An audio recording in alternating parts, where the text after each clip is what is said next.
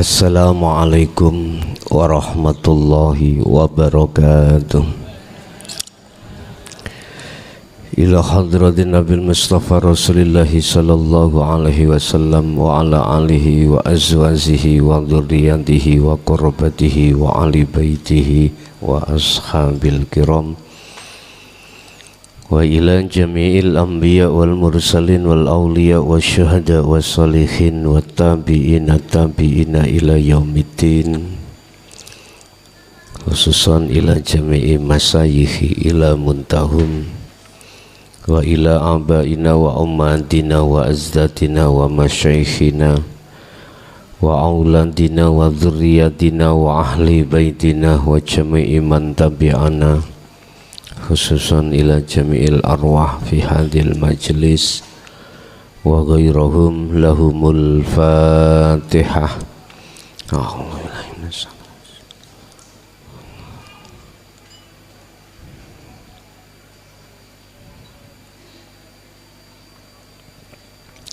Bismillahirrahmanirrahim. Alhamdulillahi rabbil alamin wa bihi nasta'inu ala umurid dunya waddin. Asyhadu an la ilaha illallah wa asyhadu anna Muhammadan abduhu wa rasuluh. Allahumma salli wa sallim wa barik alaihi wa ala alihi wa ashabihi ajma'in, amma ba'du.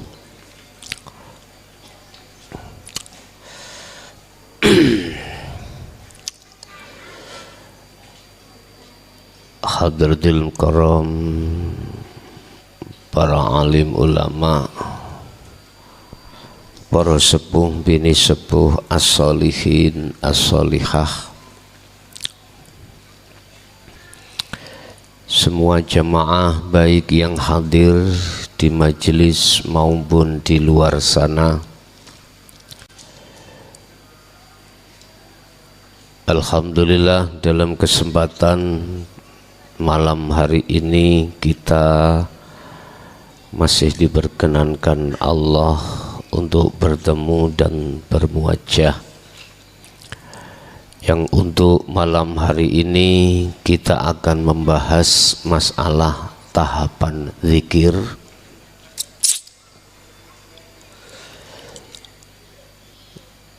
Dan di dalam tahapan zikir di tengah-tengah umat Islam, manakah zikir yang bisa menembus rohaniyahmu pada Allah, yang melewati dari beberapa rintangan yang boleh kami sebut sebagai hijab? Mana di antara zikir-zikir yang akan kami bahas nanti yang bisa menghantarkan ruhaniyahmu melewati cahaya-cahaya yang menghancurkan dirimu sehingga dirimu tidak bisa sampai pada musyahadah? Sebab kami mendapatkan keluhan dari para netizen, terutama saudara-saudara saya yang sudah puluhan tahun mengamalkan di thariqah, ketika Solo belum bisa sampai wusul bertemu Allah. Malam hari inilah sebagai jawaban terhadap dirimu yang di sana, dari seluruh penjuru negara manapun. Ketahuilah di dalam Al-Quran ada beberapa tahap-tahap tentang ketauhidan, mulai dari kanak-kanak, kemudian kita dewasa, bahkan kita sudah tua. Itu ada pengajaran-pengajaran zikir atau tauhid terhadap Allah. Saya mengambil dari sisi sumber dari hujjah dari Al-Quranul Karim, yang di dalam Al-Quranul Karim mengandung dan terkandung maksud daripada Al-Quranul Qadim. Semua dilakukan ini mempunyai maksud supaya mempermudah baik dari pemahaman maupun ketika Anda melakukan.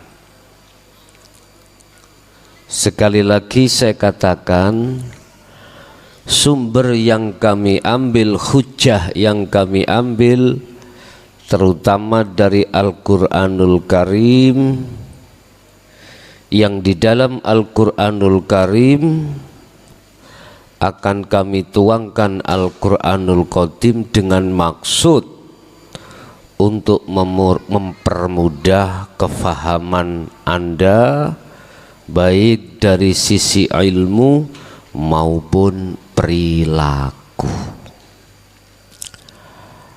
Apa tahapan zikir yang kami maksud? Pertama, kita mengenal di dalam agama Islam lewat sumber yang tidak bisa dibantah, yaitu dalam Al-Quran. Kita dihadapkan tahapan pertama adalah La ilaha illallah.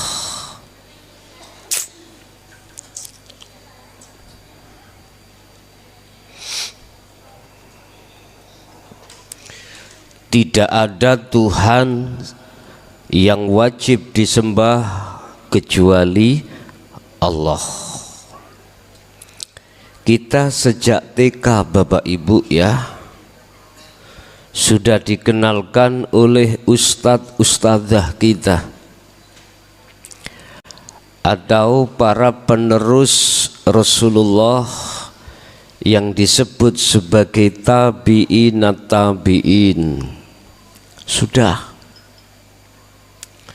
dikenalkanlah kita di dalam zikir La ilaha illallah.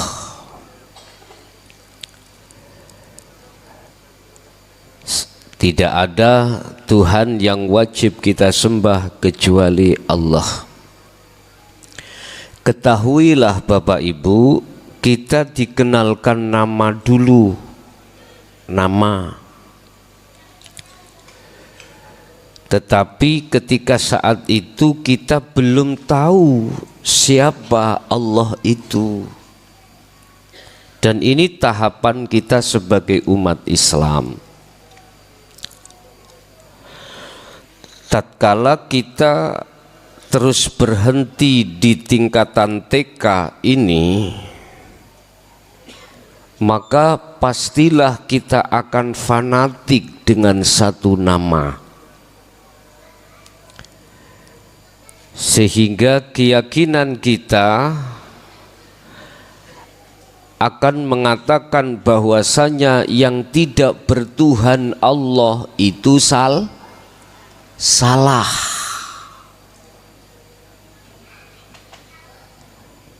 Egoisme yang mendominasi di dalam diri kita. Ya. Padahal kita sendiri tidak tahu man huwa Allah, tidak tahu. Ini kondisi umat Islam mulai sejak dahulu sampai sejak sekarang mayoritas seperti itu.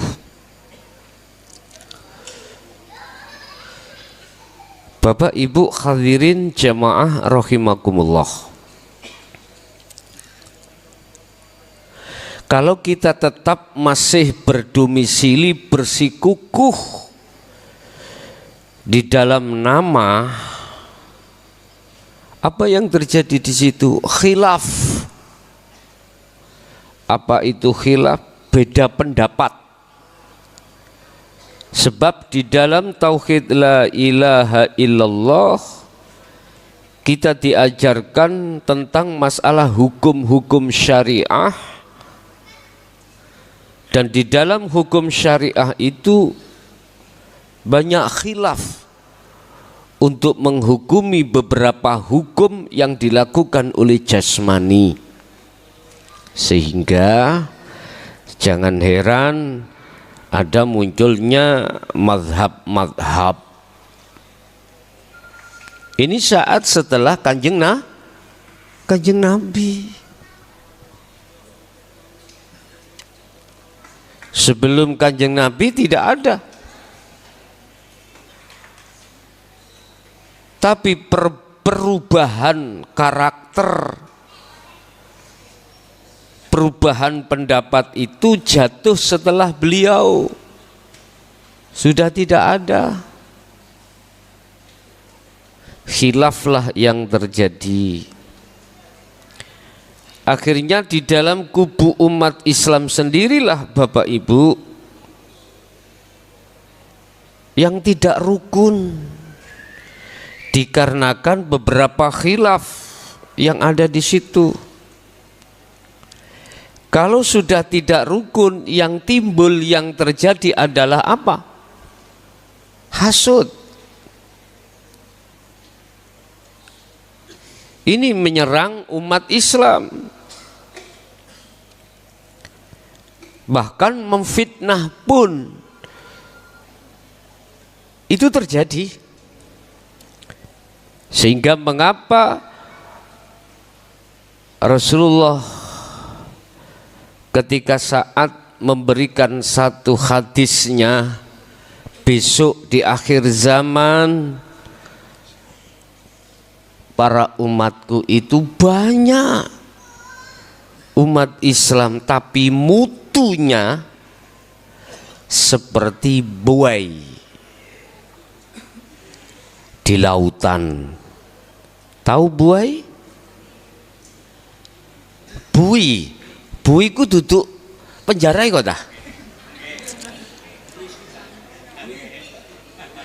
Bui di lautan. Setahu saya bahasa bui iku penjara. Nggih mohon maaf, SD gak lulus.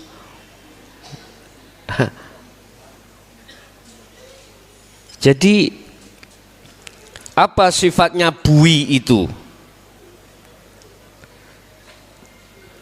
Kalau bui ini saya maknani penjara, sifatnya adalah ngurung para nabi. Kalau bui yang dimaksud itu adalah bahasa Jawanya untuk, maka dia kena arus ke utara, gerombol. Apa gerombol iku apa? Berkumpul.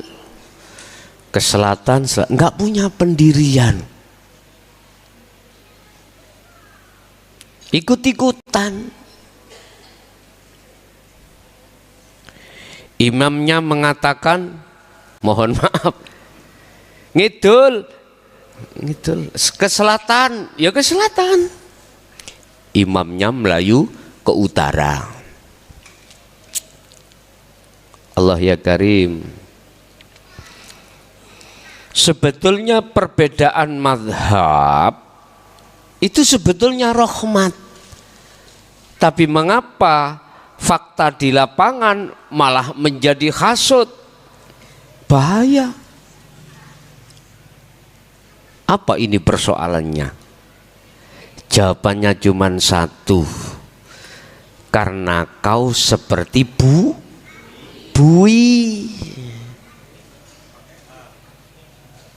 Pakai H. Buhi. Oh iya. Bui Kalau ini buih ngono ya. Wis tak singkat wih ngono ya. Ya gak angel. Fakta memang begitu, Pak. Bagaimana keadaan Syiah Sunni? Seperti buih. Ya. Dihasut,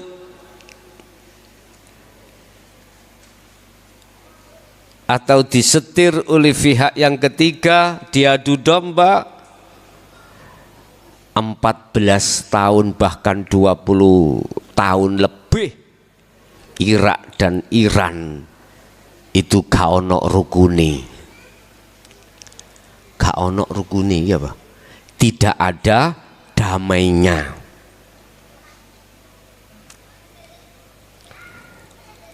Saudi dengan Iran, Irak sudah jatuh, akhirnya dihasutlah Saudi dengan Iran. Berapa tahun itu? Oleh pihak ketiga. Pada sama-sama Islam Muslim. Oh pinter Pak pihak ketiga itu. Dia mau ingin dapat domba, dia harus berbulu domba. Nyuruh siapalah, ilmu Qur'annya fasih dan lain sebagainya. Baik. Tahun ini ada pihak ketiga yang merukunkan, mengislahkan antara Iran dengan Arab Saudi. Siapa? Itulah negara China. Lu sampean ngerti apa gak? Desit sampean niku wis ketinggalan. Kono Pak, buka-buka YouTube Pak, wawasan keluar. Saya koberkan. Iya. Apa koberkan? Saya sempatkan Pak. Walaupun saya sibuk dengan jawaban di WA, tapi tak sempat-sempatkan melihat politik dunia itu. Lah, ini malah aneh. Yang merukunkan itu adalah negara yang notabene itu adalah komunis, ya dah. Lah yang mengadu tadi sekarang kebakaran jenggot Pak, pushing, nggak mau. Sebenarnya mau Iran dengan Arab itu rukun. Ada rasa ketakutan dia. Kedien pihak ketiga itu licik-licik. Perang gak wani ngadepi dewe, nabok milih nyilih tangan. Oh, bahasa Jawa maneh. Ngantem pinjam tangan. Mukul pinjam tangan. Atau dia melempar tangan disingitkan, disembunyikan di belakang. Paribasanya seperti itu. Udah.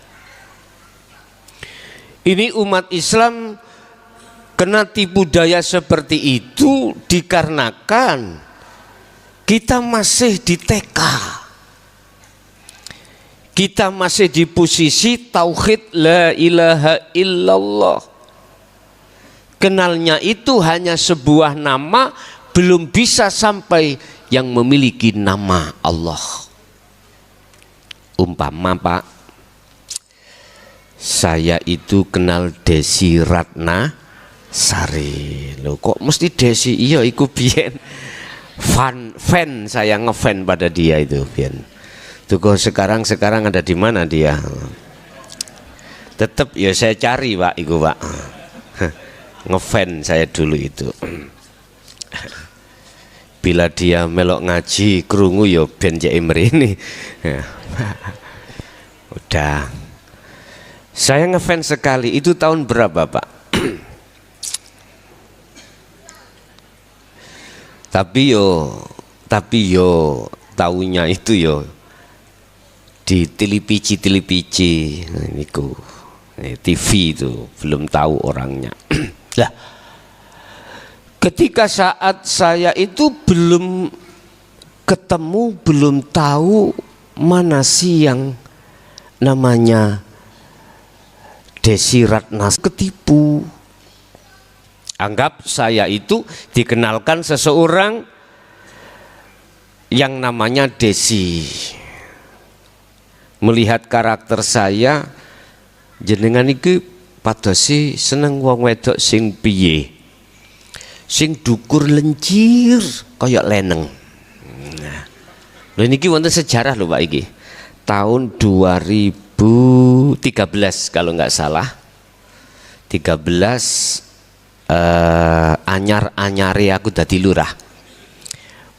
Apa? Baru-barunya saya menjabat menjadi kepala desa, dapat 3 bulan kalau nggak salah. Pemerintah daerah itu menyekolahkan saya. Istilah bahasa BIMTEK, ilmu tentang kepala desa. Di Trawas, itu tepatnya di hotel PCP. Entah singkatannya PCP apa saya nggak tahu, pokoknya PCP. Dapat 1 hari BIMTEK.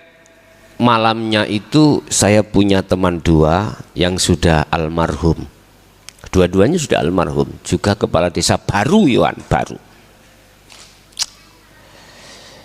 Saya diajak ke Tretes Pak,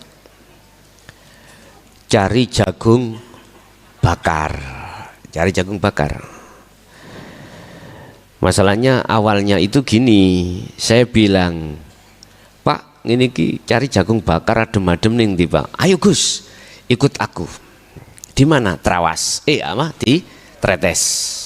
Saya nggak menyangka maksudnya dia nggak sama dengan saya. Saya hanya menyangka maksudnya sama. Ya jagung dibakar. Paham nggih ranahnya? Oke, nggak boleh sedikit aja, nggak apa-apa, saya ceritakan sedikit aja. Terus ternyata apa yang terjadi, Anda yang guyu-guyu mang jelasnya sobonit Tretes. Itu aja. Tretes itu Bu ya, lokalisasi di daerah dingin. Derek Malang ya, ikut Malang ya itu ya. Pasuruan apa? Pasuruan ya. Ketika masuk di dalam wilayah 21, saya itu nggak tahu modelnya di sana itu rumah gitu Pak. Dan di balik di kamar tamu itu ada anak 3, ada anak 4, ada. Saya juga nggak tahu. Moro-moro saya diajak masuk, ini Gus jagung bakarnya. Aku kaget. Loh mana? Wong cewek-cewek tok. Ternyata jagung bakar itu jagung sing dibakar, ngeten. Paham nggih? Wis gak usah tak jelasno. Subhanallah. Wong namanya, nggih mohon maaf, kula nggih setengah wong desit ya. Wong desit itu wong desa, ngene ya. Kagetlah pada saat itu. Akhirnya saya bisa jawab, aku cari biar hubungan kami tidak apa gitu loh, cegak cara wong iku cegak koyok kesucian gitu modele. Aku pengen sing lencir ae sing dukur. Iku seneng aku yo. Koyok ya Pak ya. Nah, ketika teman saya berdua sudah mendapatkan pasangannya, saya tetap dicarikan terus sampai dingkulen Pak saya ini. Satu rumah, masuk rumah, masuk rumah, masuk rumah. Adik di sana itu tempatnya itu nggak rata gini, naik turun, naik turun. Tidak menemukan sama sekali ada satu gindil. Satu gindil itu apa? Satu saja. Ndredegku ya apa Pak? Ketika masuk di dalam rumahnya, ada di sofa itu, sama dia tahu Pak, gak mungkin celanaan orangnya itu, gitu, gak mungkin toh. Minimal pakai rok di atas dengkul, itu pasti Pak. Tapi pada saat itu ya Allah masih menyelamatkan saya. Hanya satu-satu ini. Loh Gus, itu Gus cocok Gus. Wis, kan dipajang Pak ya, dipajang gitu. Ada masuk, wih, piye iki. Jadi hati mau maju, mau mundur. Kalau mundur saya sok alim, ya toh. Enggak, hubungan nggak enak sama teman. Maju itu nanti bagaimana? Ternyata Bapak Ibu, Allah masih menyelamatkan saya. Ketika ditanya dan saya tanya, ternyata sudah ada yang booking. Langsung marem gulo, marem. Tapi aku sudah punya siasat Pak, punya siasat. Andai kata dia memang belum ada yang booking, saya gondol. Tahu saya gondol? Tetap saya ajak. Ikut 2013 kalau nggak salah ya. Lah, ya muga-muga imrone kuat. Yang jelas di situ itu kita jemput, kita cari penginapan yang lain, tidak di situ ndak. Ini setahu saya Pak, setahu saya. Nah, ketika di dalam perjalanan kan bisa omong-omongan dan lain sebagainya. Bagaimana kalau kita arahkan terhadap dinul haq, kan bisa Pak. Sebab saya pada waktu itu teringat ketika zaman Rasulullah ada seseorang wanita itu pekerjaannya memang seperti itu, tapi dia bisa kembali kepada Allah. Teringat seperti itu, tapi tidak sampai disitulah Allah mentakdirkan dia sudah ada yang booking gitu. Jadi akhirnya saya kan sendirian Pak, mobil satu ditumpangi orang 3, akhirnya saya sendirian. Gimana ini? Kan saya nggak dapat Pak aku. Wis, saya bilang udah, berhubung nggak ada yang sek di hatiku, nggak ada yang cocok, udah saya antar pulang dulu ke hotel PCP, nanti kamu keluar lagi gitu ya. Itulah cerita ketika saat saya baru menjabat sebagai kepala desa. Tapi beliaunya teman saya sampai sekarang sudah almarhum, 3 tahun yang lalu kalau nggak salah. Udah ikut cerita sedikit saja pun. Kita kembali kepada materi. Allah adalah sebuah nama, kita ambil hujahnya itu dalam surat Al-Ikhlas ayat 1. Bismillahirrahmanirrahim, dengan menyebut nama Allah. Sesuai dengan aturan, di mana ada nama pasti ada yang memiliki nama. Akhirnya diproses Pak. Ada proses tauhid itu gak langsung kita itu bertemu terhadap Mbak Desi Ratna. Ndak, ada prosesnya Pak. Bapak Ibu, masuklah kita di tahapan kedua pengenalan tauhid. La ilaha illa huwa.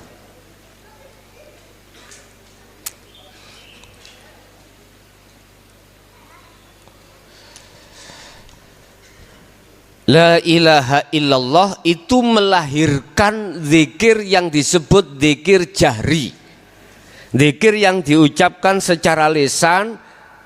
Dan ini hujahnya juga ada, boleh dibanterkan atau dikeraskan di speaker atau hanya lisan, boleh secara jahri. Tapi kalau di tahapan kedua itu la ilaha illahua, itu hanya diucapkan secara sirri, yaitu ucapan di dalam hati. Di dalam dunia thariqah berbagai banyak sistem cara untuk berzikir sirri.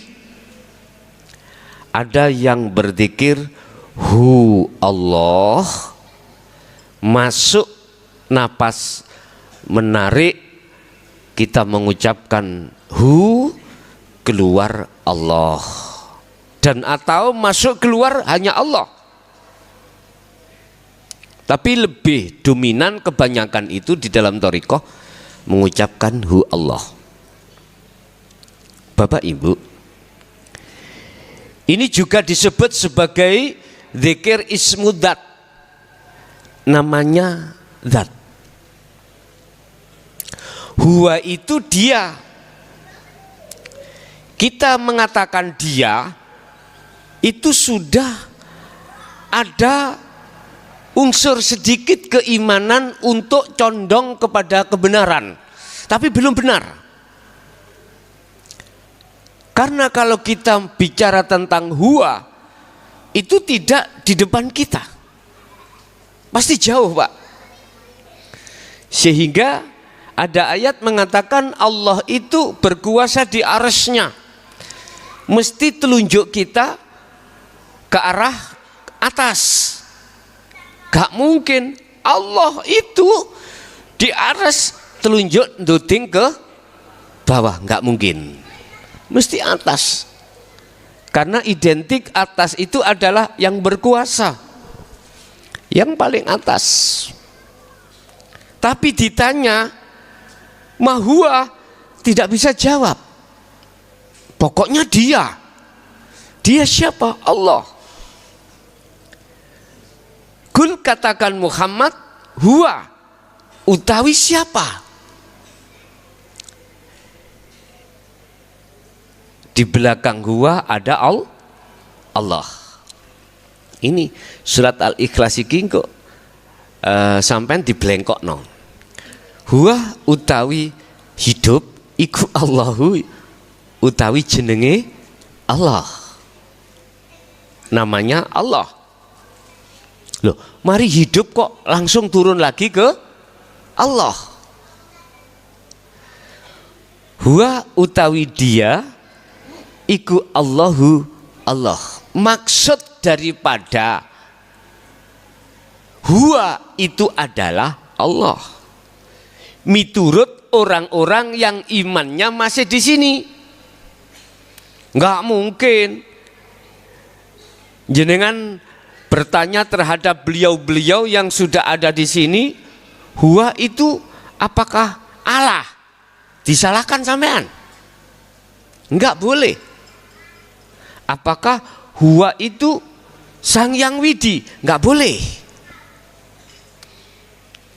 Ketahuilah Bapak, kasihlah maklum terhadap beliau, karena materi ilmunya itu belum sampai terhadap ahad. Wallahu ahad, belum. Kasih maklum. Karena beliau itu juga akan mengalami satu proses. Mengalami satu proses.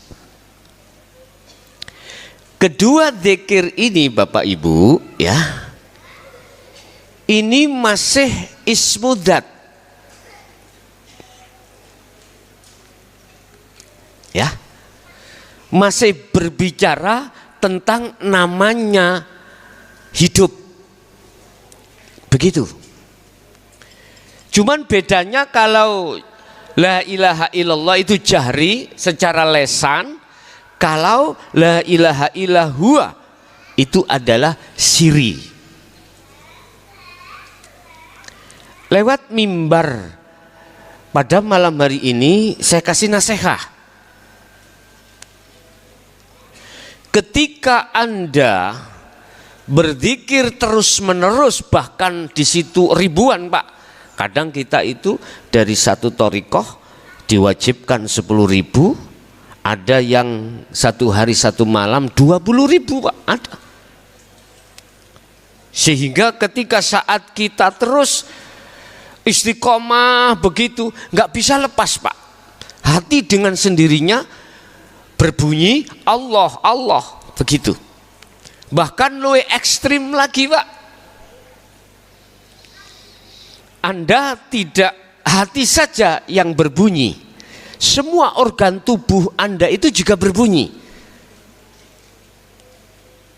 Tidak hanya itu, melihat makhluk alam ini semuanya berzikir Allah, Allah, Allah, begitu. Ini kalau mental ruhaniah kita, mental ruhaniah dan akal nggak kuat, gendeng gue. Ya, ketakutan. Ketakutan. Akhirnya Anda ketika saat dijak ngomong sama teman yang lain itu nggak konsentrasi karena selalu mendengar kalimat-kalimat itu, bahkan menangis Pak. Anda mau berjalan ada semut, berzikir nggak berani.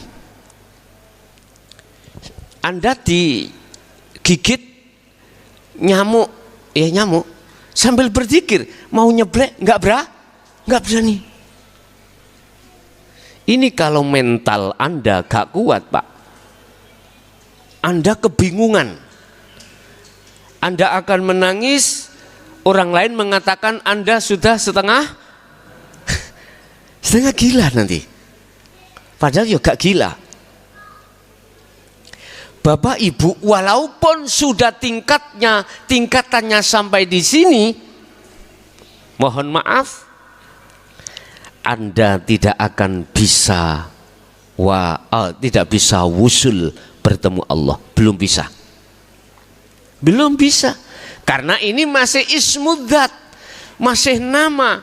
Sama halnya ketika saya itu mau mandi, mau makan, mau tidur, apa yang kuucapkan? Mbak Desi kesini ya, Mbak Desi tahu harus gitu. Aku boleh teringat Pak, kakak saya Kiai Dimyati ya, dia sebelum nikah itu dia masih ada di kuliah di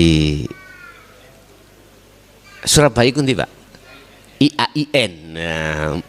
IAIN. Dia mengambil jurusan sastra Arab. Masih jaga Pak, berjaga. Dia ketepatan di Pondok Dresmo. Dia itu gendeng Pak. Gendengnya itu gini, lucu. Ya Allah, ya Robbi, nek wis gede ndang njaluk rabi. Itu. Iya. Mohon maaf, aku tahu beliau itu mulai sejak kecil ditros itu apa Pak? Dipres loh. Dipres oleh Abah tentang dzikir ismudzat. Dulu tidak bisa jawab, sekarang sudah bisa jawab. Ternyata beliau mentalnya nggak kuat, akhirnya gendeng. Tapi gendengnya itu orang lain mengatakan gendeng, kalau dirinya setannya nggak gendeng. Dia almarhum sudah, itu sehariannya di situ. Sebelum nikah itu. Padahal dia termasuk kesayangan Mbah Ud Pagerwojo. Kalau Mbah Ud itu datang, mesti dim mangapo, ngerti mangapo? Bahasa mangapo itu Pak? Buka mulut. Dibuka mulutnya deidoni ini. Jadi salah satu saudara saya yang tiap bulan itu mendapat air liurnya Mbah Ut iku ya Kang Dim niku. Begitu harus dikon ngelek ya. Udah. Oh, berarti kejadian itu dia saya tanya gak gila enggak. Cuman kita orang lain mengatakan itu gila. Lah bagaimana loh, Pak jalan-jalan sambil bicara, ya Allah, ya Robbi, nek wis gede aku njaluk Rabi. Kita orang lain mengatakan gak sadar. Udah. Kembali, siapapun Anda, apapun yang kau wirid dan jumlah sudah triliunan, baik di jahri maupun di siri, ketahuilah wahai saudaraku, jikalau kau masih tetap di situ, tindakan zikirmu tidak akan bisa sampai pada musyahadah. Udah, cukup. Sehingga besok itu saya tidak membaiat jahri dan siri, ndak. Yang saya biat adalah zikir di tahapan yang ketiga ini nanti. Inilah zikir yang akan bisa menghantarkan ruhaniyahmu lewat iman di dalam dadamu untuk menembus cahaya-cahaya yang telah dilewati. Itulah hijab di dalam diri kita. Akhirnya bisa sampailah kita pada Allah. Hal ini telah diterangkan di dalam sejarah kisah baginda Rasul ketika beliau sudah di atas langit 7, malaikat muqarrabin termasuk Jibril berkata, ya Muhammad, kau tidak akan bisa sampai ke Sidratul Muntaha Mustawa manakala kau tidak mengucapkan at-tahiyyatul mubarakatus salawatut thayyibah. Itulah maksudnya, itu penghormatan. Laksana Anda kalau sudah sampai ke rumah yang Mbak Desi, aku harus uluk salam, saya harus uluk mengatakan salam. Salamku bagaimana? Assalamualaikum ya Habibi. Apa artinya? Hei kekasihku. Lah gitu loh Pak ya. Tapi embuh engko terlaksanaan tenan ya gak ngerti ya. Wong iki jenenge ngomong gitu. Pun sudah. Artinya jenengan ini harus dibekali dengan sirul asrar, sebab dengan sirul asrar itulah salah satu unsur atau salah satu bahan Anda untuk mengucapkan salam kepada Allah. Bukan assalamu alaika, bukan assalamu alaiki sing kula sebut, bukan itu. Apa penghormatan kita pada Allah? Kita kembali kepada ayat yang mengatakan ani'budullaha wajtanibut taghut. Itulah kehormatannya. Anda masuk manakala sudah tidak ada iman selain Allah, baru itulah yang disebut penghormatan. Lah enggak aku zikir, saya zikir masih kelingan banyak. Ya, zikir saya masih, iman saya masih beriman selain Allah. Enggak bisa Pak. Sampai rambutmu rontok pun nggak bisa, atau hulek-hulek cukul pun tidak akan pernah bisa. Apa penghormatannya itu? Kalau kita berbicara dengan zikir, disebut apakah zikir itu? Ingat, tahapan yang ketiga kita kenal namanya la ilaha illa anta. Udah, anta. Dan zikir la ilaha illa anta inilah Pak yang melahirkan, menelorkan yang kita sebut sirrul asrar.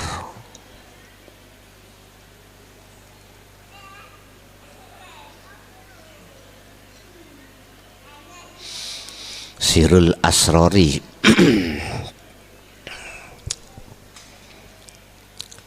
Apa zikir Sirul Asror itu?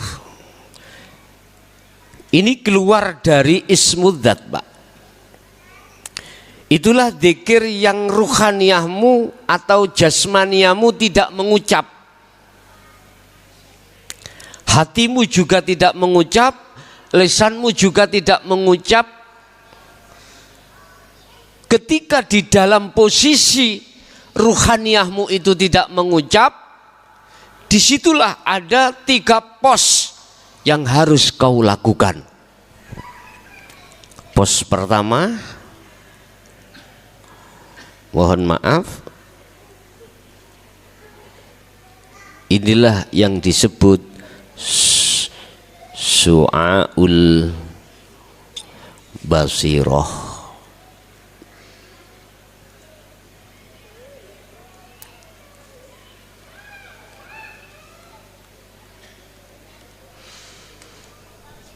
Apa itu su'aul basirah? Apakah diucap di dalam ruhaniyah su'aul basirah, su'aul? Enggak, tadi kan saya suruh diem. Su'aul basirah adalah iman, pancaran nur. Iman, yang iman itu hanya pada hidup, itulah wujudnya Allah. Mahuwa Allah. Dijawab di dalam surat Al-Isra atau surat-surat yang banyak ayat yang mengatakan tentang legalitas Allah. Dalam bahasa Al-Quran Allah katakan, Al-Isra ayat 1 memakai alladzi. Semua di dalam Al-Quran itu pakai alladzi kalau membahas legalitas atau yang memiliki nama Allah. Urusan Mbak Desi yang memiliki nama Desi, padahal Desi lah kuwatah toh Pak, kuwatah. Tapi yang kami maksud Desi itu hanya satu, bukan Desi yang lainnya, bukan.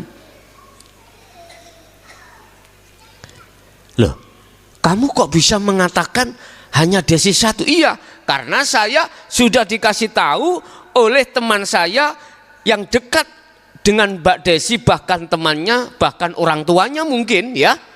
Ini gambaran aja loh Pak ya. Cirinya Desi ku ngini lho, son muklason. Bener, anaknya sesuai dengan tipe yang kau cari. Lencir, dukur, kayak leneng. Rambutnya itu begini, telinganya begini, kulitnya begini, hidungnya begini, peraupannya oval dan lain sebagainya, cirinya lengkap. Lah, Anda sudah saya kasih ciri-ciri hidup itu yang bagaimana? Saya tuangkanlah hakikati rukun iman, rukun Islam, aqaid seket, sudah. Itu adalah ciri-ciri daripada hidup. Ya, sifat, kalau bahasa sifat sudah saya tuangkan. Oh, kalau hidup itu begini lu, begitu lu. Udah, kemarin sudah berlalu. Lah, ketika kita sudah diajarkan atau dibimbing tentang masalah ciri alamat rumah daripada Mbak Desi atau ciri daripada legalitas Allah itu, maka selanjutnya saya harus berangkat ke Jakarta. Kita harus berangkat Solo, berangkat kholwat. Lah, ketika munculnya keyakinan bahwasanya subhana maha suci sopo Allah, rupane alladzi yaiku urip, hidup, zat, asra kang nglakokake sapa alladzi bi abdihi kelawan kawulane alladzi, dialah hidup yang memperjalankan dirimu dari rumah sampai ke sini, dari berdiri, rukuk, sujud, duduk, dari Anda aktivitas apapun, makhluk apapun. Selanjutnya ada pertanyaan, alamatin ning ndi? Allah iku di mana? Akhirnya dijawab oleh salah satu surah Al-Hadid ayat 3 yang sering saya sampaikan. Huwal awwal wal akhir wal dhahir wal batin. Huwa utawi hidup. Allah itu hidup ya. Iku al awal wal akhir. Ya di awal, ya di akhir. Di segala sikon apapun. Karena di awal, di akhir semua sikon apapun, la haula wala quwata illa billah. Jelas ya? Wis. Berarti itu di luar kondisi kita. Sikon apapun. Selanjutnya ayat wadzahiru wal batin. Allah iku ya zahir, Allah iku ya batin. Kalau boleh saya duding, iya Pak. Saya tunjuk biar mudah Anda itu, padahal gak boleh nunjuk. Masalahnya kalau ditunjuk terkesan Allah itu butuh tempat. Beliau ada di dalam dirimu dan di luar dirimu ini. Inilah dalam ayat Allah katakan laisa kamitsli syai'un. Kau tidak bisa menyerupakan dengan sesuatu yang lah. Ini yang substansinya, intinya di situ. Hidup itu yo ada di dalam dirimu, ya di luar dirimu. Wis iki alamat. Setelah modal itu udah Anda bawa, di dalam hatimu muncul satu iman bahwasanya hidup itulah yang segala-galanya. Di dalam isi segala-galanya yang menghendaki, yang menggerakkan, dan yang apapun juga. Iman yang sudah ada di dalam hatimu seperti itu, bangunkan. Itu namanya su'aul basiroh. Bentuk olehnya Anda membangunkan itu adalah ada dua tempat. Satu, ketika saat Anda jasmani disibukkan dengan urusan dunia, ruhaniyahmu itu hanya memandang lewat basiroh, mata hatimu, iman itu memandang, meyakini, merasakan bahwasannya hidup itulah yang berperan. Ini nggak usah diucap di lisan, Pak, nggak usah. Itu hanya dirasa. Paham ya? Rasa itu iman. Satu. Dua, cara untuk membangunkan ruhaniyahmu di dalam iman su'aul basiroh ketika saat jasmanimu itu tidak disibukkan urusan dunia. Berarti santai, istirahat. Entah Anda itu sambil leyeh-leyeh, ya. Entah Anda itu, pokoknya kalau bahasa Al-Quran mengatakan wa minal lail, malam hari isarohnya itu sepi. Hatimu, ya, ruhaniyahmu gugan dengan cara berzikir su'aul basiroh. Ketika ruhaniyahmu itu sudah terbiasa terus menerus melakukan zikir seperti ini, maka Selanjutnya Allah menempatkan rohaniyahmu di dalam tingkatan dzikir sirul asrar yang kedua yang disebut ngainul basirah. Apa itu ngainul basirah? Laksana rohaniyahmu itu, mata hatimu itu sudah bisa melihat siapa sebetulnya yang namanya Allah itu. Siapa sebetulnya yang namanya hidup itu. Ini satu sisi. Melihat dan bertemu itu satu paket. Bertemu ya melihat, melihat ya bertemu. Laksana misalkan ini rokok. Rokok ini tak tutupi dengan kopiah. Udah gini. Selama masih terhijabi mataku dengan kopiah, walaupun aku yakin di dalam kopiah itu ada rokok, saya belum bisa ketemu, belum bisa melihat. Ini posisi kita su'aul basirah. Kalau posisi ainul basirah berarti penghalang cahaya-cahaya yang tadinya menghancurkan Muhammad itu sudah tidak ada. Berarti saya ketemu ya melihat. Selanjutnya apa? Ya tak nikmati.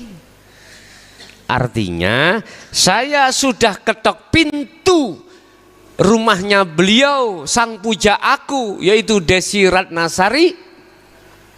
Beliau keluar, Pak. Ketika keluar lemu, gak cocok dengan petunjuk tadi. Lemu, sak gerdu. Tahu gerdu ya, Pak? Pos kambling. Loh, katanya temanku gak gini kok.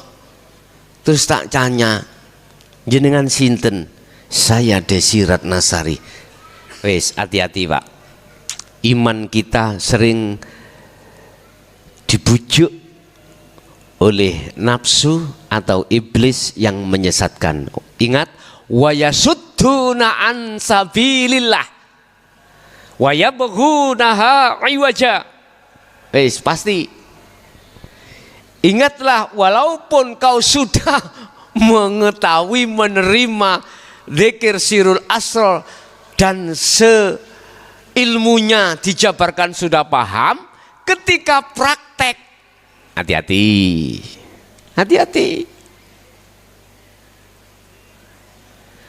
Anda harus mencocokkan nasihat atau petunjuk-petunjuk sebelum Anda berjalan. Sebab jangankan kita lihat Syekh Abdul Qadir Jailani itu pun pernah hampir tersesat gara-gara si iblis itu ngaku-ngaku Tuhan. Iya Pak, ngaku-ngaku. Ketika Anda bersuluk, akhirnya ketemu yang namanya, mohon maaf ya, terkait masalah karomah. Hati-hati Pak. Pesan saya, jangan kau condong di situ. Walaupun Anda ditampilkan Allah seperti itu. Fungsikan, bangunkanlah iman su'aul basirah itu, yang mengatakan bahwasannya semua apa yang ditampilkan di depanmu itu yang berperan di dalamnya adalah Allah atau hidup. Udah beres. Di situ ngaku-ngaku siapapun silahkan. Biar tidak tersilau ruhaniyahmu dengan apa yang ditampilkan oleh nafsu atau iblis di situ. Wa yasudduna an sabilillah. dia akan selalu menghalang-halangimu ketika solok untuk bisa ke musyahadah, selalu dihalang-halangi. Ingat, dengan berbagai cara, Pak, berbagai cara. Kadang ditemukan yang ngaku-ngaku Sunan Ampel, Sunan Kalijaga, pokoknya figur-figur aulia, figur-figur aulia. Anda tidak akan tertipu manakala ruhaniyahmu itu langsung klik di Su'aul Basyirah. Nanti Bapak Ibu itu akan sirna ketika saat Allah dengan langsung meletakkan kau di Ainul Basyirah, langsung hilang itu. Semua tampilan-tampilan di dalam alam mukasyafah semua hilang. Hilang semuanya. Tinggallah satu alam di mana seakan-akan tidak ada alam yang pernah kau masuki, sendirilah kau. Dia nggak ada lampu tapi terang. Terangnya itu melebihi jam 12 siang, itu pun tidak panas. Laksana seperti itu Bapak Ibu. Bahasa syariat itulah al-jannah. Nah, itu laksana, masih laksana. Tapi ketahuilah, nanti ada jawaban yang tidak bisa membikin hatimu, ruhaniyahmu mamang kalau itu selain Allah. Nggak ada. Nanti ada jawaban yang mengokohkan hatimu kalau itu betul-betul Allah. Nanti pasti. Ketahuilah, mereka nafsu yang selalu menghalangi itu Anda untuk kembali kepada Allah. Allah katakan di dalam surah Ibrahim ayat 3, ulaika fi dhalalim ba'id. Ketahuilah Muhammad, ketahuilah panjenengan bahwasanya yang tertampil dalam dirimu itu, yang nafsu kami sebut iblis itu, adalah tersesat yang amat jauh.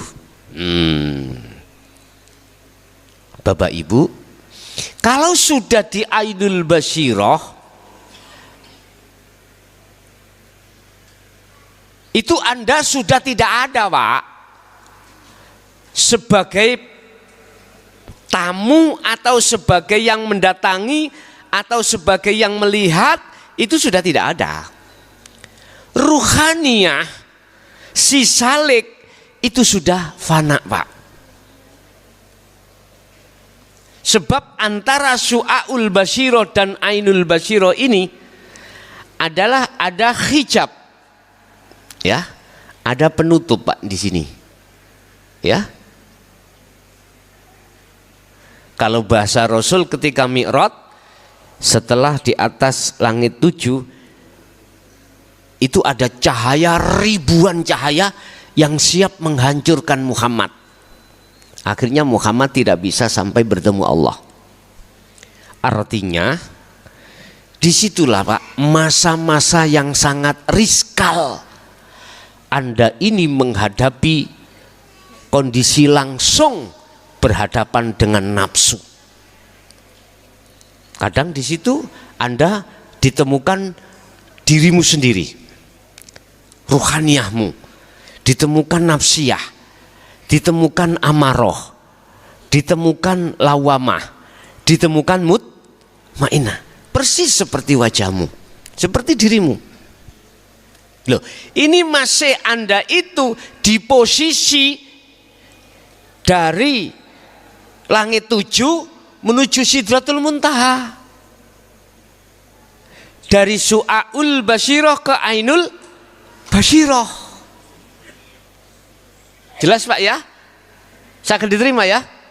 Nah, maka dengan Su'aul Basyirah inilah Bapak Ibu, sebagai penghormatan Anda untuk bisa bertemu Allah. Kalau sudah di ainul basyirah, tandanya la yarawna li anfusihim syai'an. Dirimu itu sudah tiada, sudah kefanaan.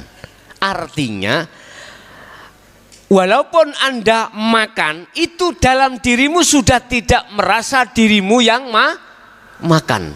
Anda sholat, tidak merasa dirimu yang sholat. Atau di luar dirimu lah, apapun yang tertampil, Anda tidak mungkin menuduh dirinya makhluk itu yang berperan. Satu. Nomor dua, bal yusyahiduna annal fa'ila huwallahu ta'ala. Balik di dalam dirimu akan mengatakan bahwasanya yang berperan, semua yang berkehendak, semua yang melakukan itu semata-mata hanyalah hidup. Itulah Allah Subhanahu wa ta'ala secara syariah. Kalau sudah di titik itu, maka pasti tidak terlalu lama kau wajib diletakkan Allah di hakul basyirah. Apa itu hakul basyirah? Mengatakan innani anallah la ilaha illa ana. Surat Toha ayat 14. Surat Toha ayat 14. Sesungguhnya ingsun adalah ingsun, sesungguhnya saya adalah saya. Tidak ada Tuhan kecuali saya. Ini yang berkata itu bukan si Salih atau manusia. Manusianya kan sudah hilang, Pak. Maksudnya manusianya sudah tiada. Berarti yang jawab itu adalah laisa kamislihi syai'un itu tadi. Dan akhirnya inilah yang dimaksud tahapan zikir yang nomor 4, yaitu la ilaha illa ana.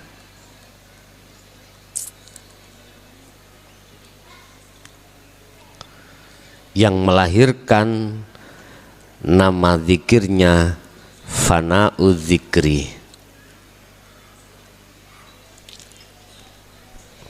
Wes puncak perjalanan Anda, puncak ilmu tauhid itu ada di sini. Hal itu dijelaskan Allah di dalam surah Al-Anbiya ayat 25, sering saya katakan.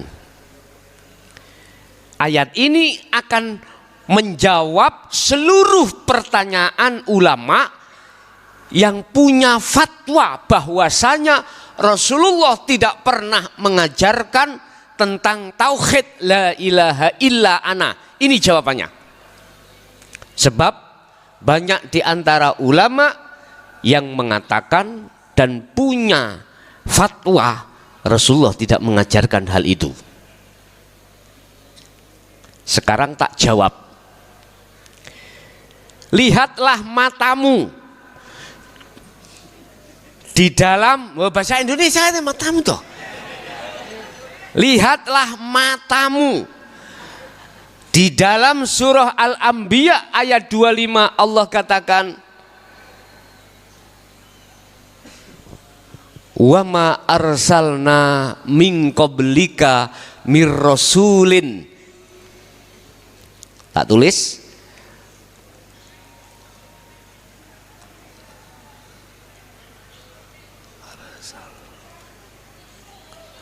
Wa ma arsalnaka min qabli. Wa ma arsalna min qabli. Ngono lho.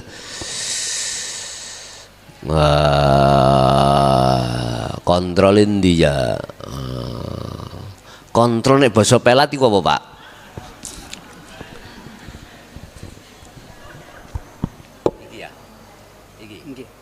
Sampai Bisa.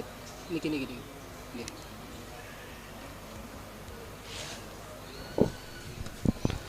wa ma arsalna min qablika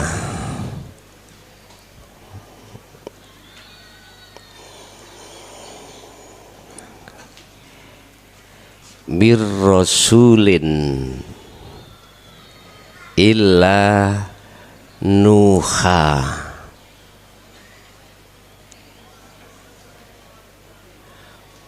wa ma arsalna min qablika mir rasulin illa nuhi ila nuha ta nuhi oh ila nuhi ilaihi ya ilaihi annahu ilaihi annahu la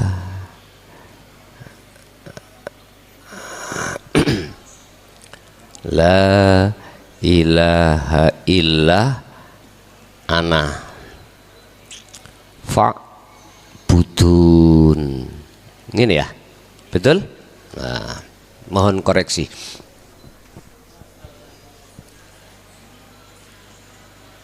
Oh iya, anak lami ndukur sih. Lah, ngeten ya. Wa ma arsalna dan tidak aku mengutus, aku Allah, mir rasulin min qablika mir rasulin, dan tidak aku mengutus dari beberapa rasul min qablika sebelum dirimu Muhammad. Aku tidak pernah mengutus utusan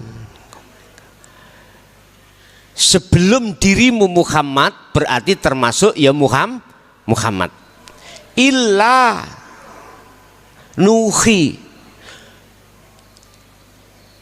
kecuali harus membawa wahyu, inti wahyu. Nuhi itu inti wahyu, ilaihi terhadap rasul, rupane wahyu annahu yaiku la ilaha illa ana. Secara tulisan benar ya? Sudah benar? Koreksi. Tidak ada Tuhan kecuali aku. Muhammad, saya tidak akan mengutus satu utusan atau dari beberapa utusan ya, dari utusan sebelummu, kecuali mereka itu harus membawa wahyu inti. Mana wahyu intinya? La ilaha illa ana. Iki pun mentok niki. Tidak ada Tuhan kecuali aku. Oleh sebab itu fa'budun, ajaklah semuanya untuk menyembah aku. Gak menyembah Allah, enggak. Menyembah aku, artinya ruhaniyahmu itu ojo nang tekatok dulur. Jangan hanya berhenti duduk di Nurul Iman dukur mang. Ojo gak, aku lah wis wabot sih ambek dirimu. Nomor 4, ojo sebelum awakmu bongkoi lo. Abot, aku ambek awakmu iku abot. Jarine gunung iku dipondong abot, si abot mondong dirimu.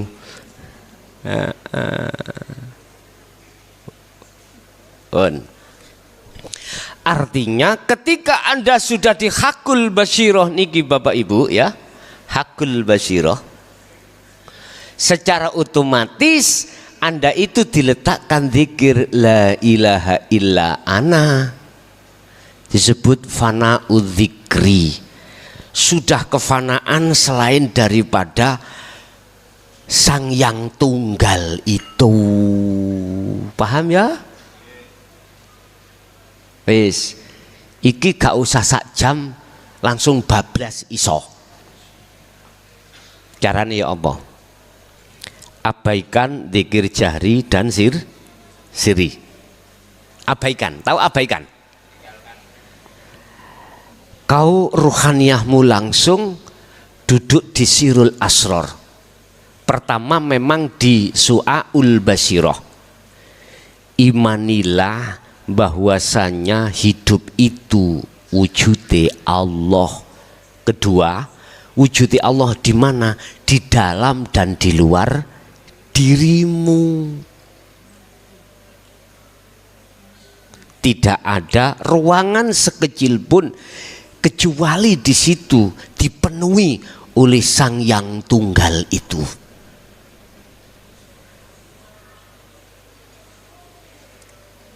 Itu hanya dengan ruhaniyah.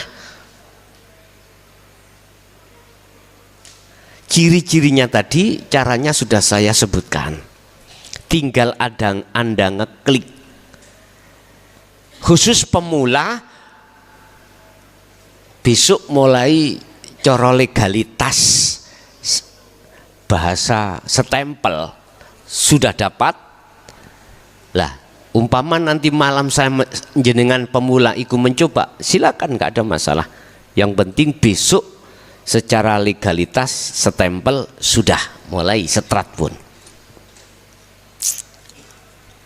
Lah sebelumnya di awal-awali nggak apa-apa. Jadi ketika saat saya dibukakan pintu oleh Mbak Desi Ratnasari dan beliaunya sesuai dengan ciri-ciri yang sudah saya dapatkan, alamatnya sudah, jalannya menuju rumah ada, kemudian ciri-ciri beliaunya, oh ya cocok. Akhirnya saya ditanya, cari siapa? Betulkah jenengan Mbak Desi? Injih, aku. Mestilah ngomongi aku.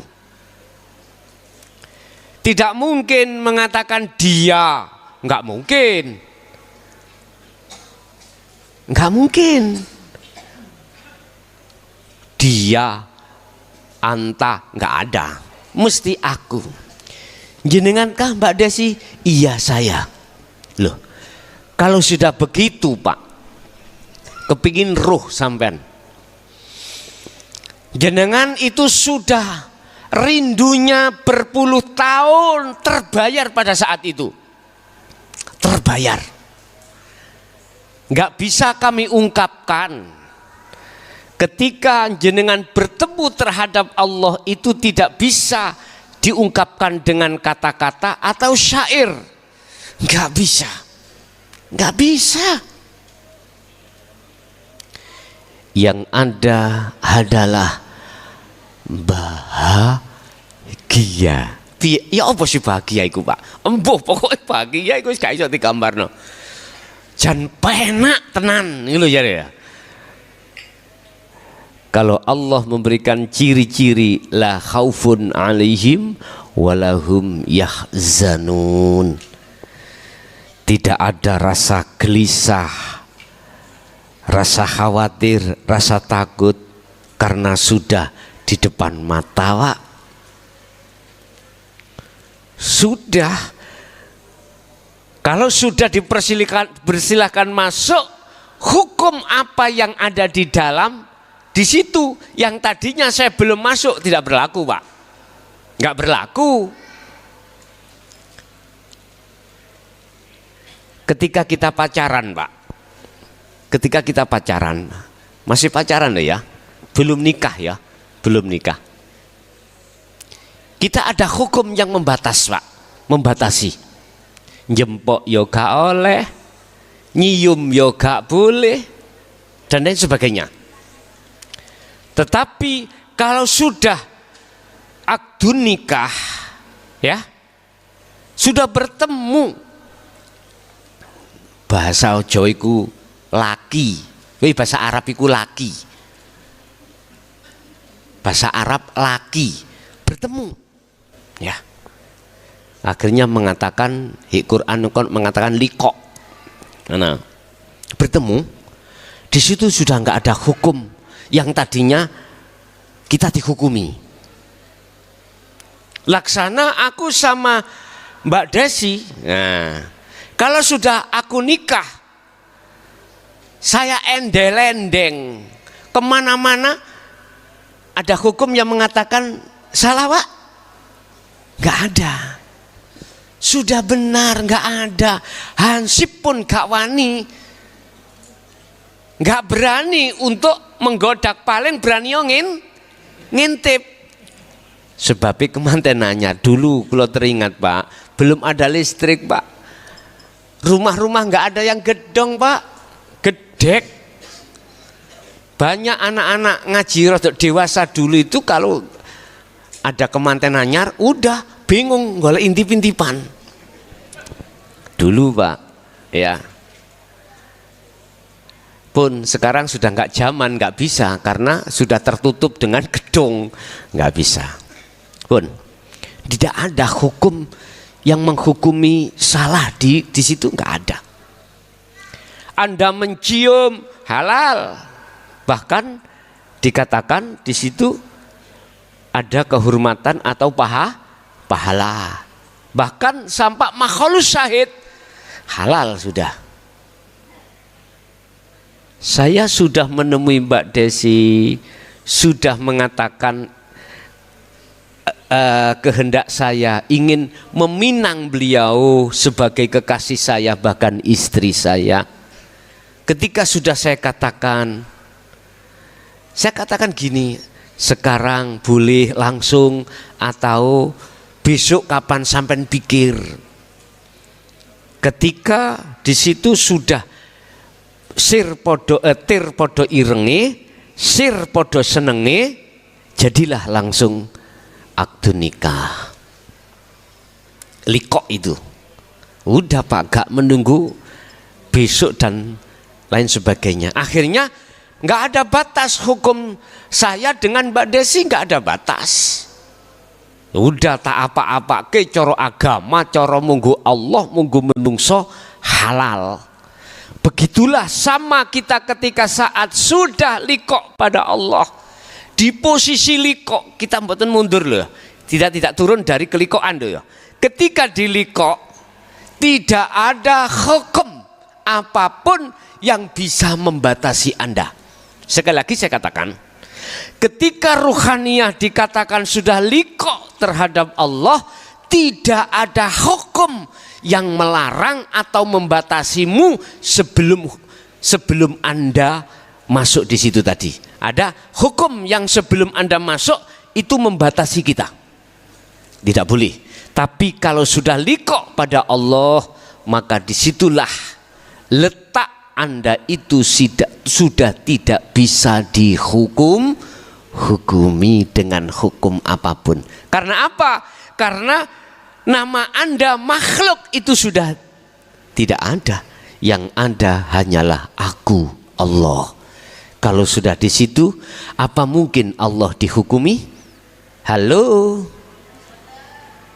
Nggak bisa. Siapa yang bisa menghukumi Allah? Lah yang menghukumi tidak ada. Apa mungkin sesuatu yang tidak ada menghukumi sesuatu yang ada? Nggak mungkin Pak, nggak mungkin. Justru yang bisa memberikan hukum itu sesuatu yang ada, itu baru. Makanya kami sebut sebagai sifat jaiz di situ. Tetapi kalau ruhaniyahmu itu mundur lagi atau turun lagi, posisi yang asalnya di ahad kemudian turun, beda lagi Pak. Kena hukum lagi. Ruhaniyah loh, bukan jasmani maksudku. Ruhaniyah. Wis. Bapak Ibu hadirin jamaah rahimakumullah. Kalau saya simpulkan terkait masalah zikir ini, ketahuilah bahwasanya manusia di dunia ini ada dua golongan. Wis, kita termasuk golongan di mana?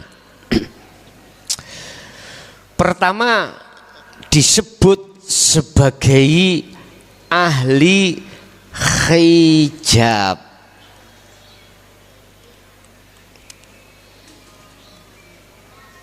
Siapa ahli hijab itu? Ahli yang ruhaniyahnya, mata hatinya, basirohnya itu hanya beriman selain Allah. Ruhaniyahnya itu masih beriman pada selain Allah di dalam segi aspek apapun. Contoh saya ketika bertausiah ini dalam hatiku, yang muncul iman itu aku makhluk. Aku yakin yang memberikan pengajian itu adalah aku. Tapi aku makhluk. Ini yang saya sebut sebagai ahli hijab. Berarti nafsu, aku, nafsu diri, boleh saya katakan aku. Dengan ana bagaimana? Ya sopodo ae.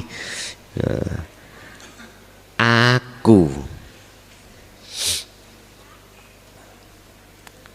Manakala ruhaniyahku itu imannya, basiroh itu merasa aku makhluk. Ini berarti disebut ahli hijab. Itulah yang namanya ruhaniyah delorong. Tahu delorong?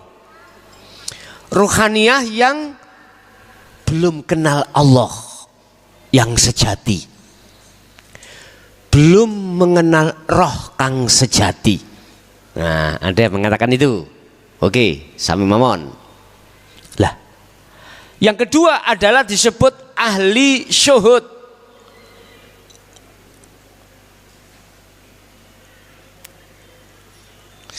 Siapa ahli syuhud ini? Podo pak nafsune aku. Le aku. Non faksin, nafsu, diri, aku.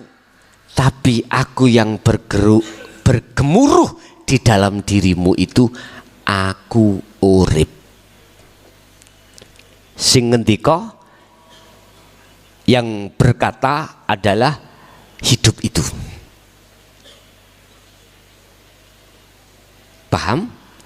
Berarti ada pertanyaan, Allah itu nafsu ya? Nah, ini misalnya ya. Kalau boleh ku katakan kalau boleh. Ya. Tetapi bukan nafsu pada umumnya, nafsu yang ana tadi. Akunya Allah, itulah namanya tajalli. Paham ya? Di dalam surah Al-Anbiya 29, jangan macam-macam kau mengatakan aku Allah, manakala ruhaniyahmu itu belum dimasukkan di akad. Jangan, manakala itu kau lakukan. Al-Anbiya 29, itulah yang dikatakan syirik. Hati-hati. Tapi kalau ruhaniyahmu itu sudah lebur, sudah tidak ada, barulah diperbolehkan. Karena yang berkata itu hanyalah dia sendiri. Wes. Sing paling sampen tunggu-tunggu dan membingungkan ini, lihat, ruh Allah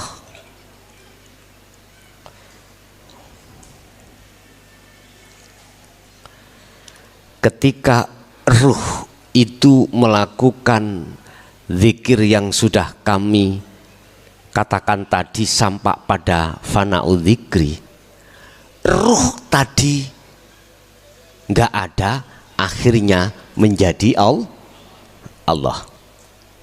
Pertanyaannya, apakah ruh itu Allah?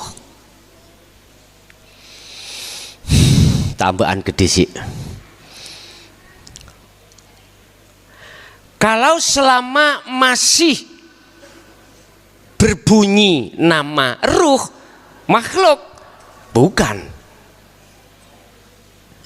Tapi kalau sudah tidak berbunyi, la farqa bainahuma, itulah yang kusebut syahadat tunggal. Yang menyaksikan dan yang disaksikan, yang melihat dan yang dilihat, yang berbicara dan yang mendengar, yang menghadap dan yang dihadap, satu pelaku. Intinya ada di situ nanti. Paham Pak nggih? Wis. Tak suwine tambah bingung. Wis ngeten mawon, gak usah kakean cocot ya. Udah, kalau sudah ada iman di dalam hatimu, su'aul basirah, tembuskan ke ainul basirah. Udah, urusan itu nanti cepat atau lambat, detikan apa menitan apa jam-jaman, udah gak usah dipikir. Sebab Allah sudah katakan dalam surat Al-Ankabut ayat 5, janjiku kau akan bertemu aku. Yes. Ini janji Allah. Allah akan menjanjikan waktu yang sudah ditentukan oleh Allah untuk bertemu. Kalau Anda punya penghormatan, etika, salam, dodok, assalamualaikum. Mbak Desi, assalamualaikum. Ono etika nih Pak. Gak bentrok, bawa celurit, duak ya. Teko CCTV kelihatan, loh penjahat. Akhirnya sing metu gak Desi Pak, satpam go petil, Melayu sampean. Begitulah, kira-kira seperti itu gambaran yang seperti itu. Kita pada Allah juga punya etika, punya penghormatani. Apa etika kita? Harus memegang sirul asrar. Intinya, siapapun Anda, berzikir apapun Anda, apa jahri, apa siri, manakala belum membawa sirul asrar, mohon maaf, tak jamin belum bisa sampai bertemu terhadap Allah. Nggak bisa. Mentok-mentoknya Anda itu akan bertemu terhadap cahaya-cahaya itu yang menghanguskan imanmu terhadap Allah yang sesungguhnya. Hangus Anda, terbuailah Anda di dalam cahaya-cahaya itu. Udah, kalau sudah terbuai di situ, karomahlah Anda. Wah, luar biasa Pak. Tapi manakala kau sudah megang sirul asrar, maka bisa jadi sirul asrar terjadi ketika jahri, ketika siri, itu bisa terjadi seperti itu. Ketika jahri Anda diundang oleh tetangga untuk tahlil Pak, ya gak oleh sirul asrar tok sampean, ya harus melakukan jahri disertai sirul asrar. Lane Anda siri tok atau sirul asrar tok menengahe, dikira wong ngantuk. Sebab prinsip Anda ngantuk gak ngantuk, moco gak moco, pokoknya teko, sing penting pulang dapat berkat. Ya memang gak kira gak diwenehi sampean. Ya disesuaikan dengan kondisi lah Pak. Kondisinya dengan orang jahri, ya jahri dilakukan, tapi sirul asrar harus sampai sertakan di situ. Sirul asrar siapa yang baca kalimat tauhid la ilaha illallah ini, lah itu sirul asrarnya akhirnya masuknya terhadap Allah. Dengan begitulah nanti, mohon maaf, inilah yang dimaksud Rasulullah dalam satu hadis, awwaladun solihun yada'ulah, anak soleh yang mendoakan orang tuh, walaupun tetangga bisa masuk pada anak soleh, walaupun itu saudara, tetap Mengapa diambil awalat anak itu? Pertama, tujuannya anak itu adalah hubungan yang paling dekat. Kedua, Anda cekak sembrono duweni anak. Paham nggih? Bapak Ibu hadirin, didiklah anak itu sampai pada tingkatan la ilaha illa ana.